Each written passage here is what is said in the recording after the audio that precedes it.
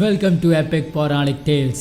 और आज हम बात करेंगे अश्वत्थामा के बारे में। महाभारत के बारे में जानने वाले लोग अश्वत्थामा के बारे में निश्चित तौर पर जानते होंगे। महाभारत के कई प्रमुख चरित्रों में से एक अश्वत्थामा का वजूद आज भी है। अगर ये पढ़कर आप हैरान हो रहे हैं तो हम आपको बता दें कि अपने पिता की मृत्यु का बदला लेने निकले अश्वत्थामा को उनकी एक चूक भारी पड़ी और भगवान श्री कृष्ण ने उन्हें युगों युगों तक भटकने का श्राप दे दिया। पिछले लगभग 5000 वर्षों से अश्वत्थामा भटक रहे हैं। ऐसा माना जाता है कि बुरहानपुर मध्य प्रदेश स्थित असीरगढ़ किले के शिव मंदिर में प्रतिदिन सबसे पहले पूजा करने आते हैं। शिवलिंग पर प्रतिदिन सुबह ताजा फूल एवं गुलाल चढ़ा मिलना अपने आप में एक रहस्यमय बात है। हम यहाँ आपको महाभारत काल के अश्वत्थामा से जुड़ी वो खास बात बताने जा रहे हैं जिनके बारे में आपको शायद ही मालूम हो। लेकिन उससे पहले अगर आपको मेरा ये चैनल पसंद आता है तो प्लीज चैनल को सब्सक्राइब करिए और नोटिफिकेशन बेल आइकन पर क्लिक करिए।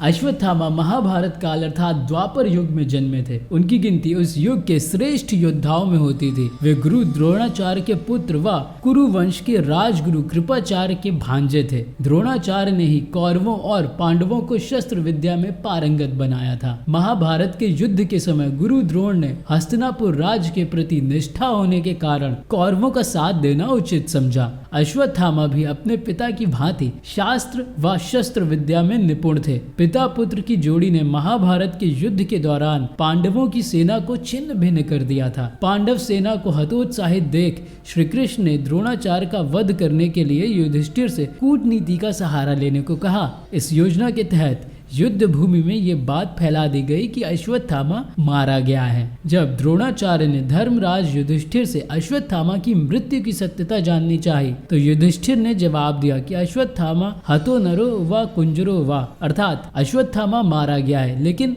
मुझे पता नहीं कि वो नर था या फिर हाथी। ये सुन गुरु द्रोण पुत्र मोह में शस्त्र त्याग कर युद्ध भूमि में बैठ गए और उसी अवसर का लाभ उठाकर पांचाल नरेश द्रुपद के पुत्र धृष्टद्युम्न ने उनका कर दिया। पिता की मृत्यु ने अश्वत्थामा को विचलित कर दिया। महाभारत युद्ध के पश्चात जब अश्वत्थामा ने पिता की मृत्यु का प्रतिशोध लेने के लिए पांडव पुत्रों का वध कर दिया था तथा पांडव वंश के समूल नाश के लिए उत्तरा के गर्भ में पल रहे अभिमन्यु पुत्र परीक्षित को मारने के लिए ब्रह्मास्त्र चलाया, तब भगवान श्री कृष्ण ने परीक्षित की रक्षा कर दंड स्वरूप अश्वत्थामा के माथे पर लगी मणि निकालकर उन्हें तेजहीन कर दिया और युगों युगों तक भटकते रहने का श्राप दिया था। कहा जाता है कि असीरगढ़ के अलावा मध्य प्रदेश के जबलपुर शहर के गौरी घाट के किनारे भी अश्वत्थामा भटकते रहते हैं। स्थानीय निवासियों के अनुसार कभी कभी वे अपने मस्तक के घाव से बहते खून को रोकने के लिए हल्दी और तेल की मांग भी करते हैं। कई लोगों ने इस बारे में अपनी आप बीती भी सुनाई। किसी ने बताया कि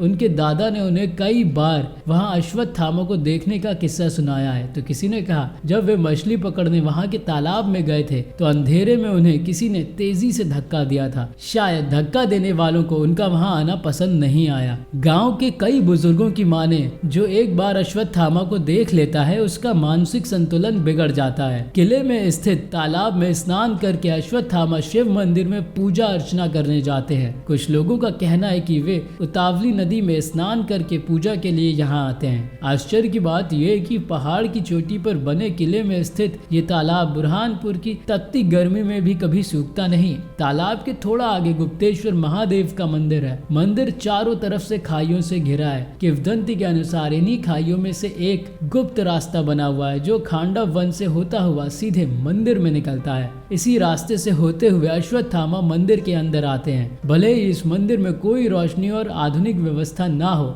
यहाँ परिंदा भी पर न मारता हो, लेकिन पूजा लगातार जारी है। शिवलिंग पर प्रतिदिन ताजा फूल व गुलाल चढ़ा रहता है। आई होप कि आपको मेरे ये वीडियोस पसंद आ रहे होंगे। अगर वीडियोस पसंद आ रहे हैं तो प्लीज चैनल को सब्सक्राइब करिए और नोटिफिकेशन बेल आइकन पर क्लिक करिए। Stay tuned.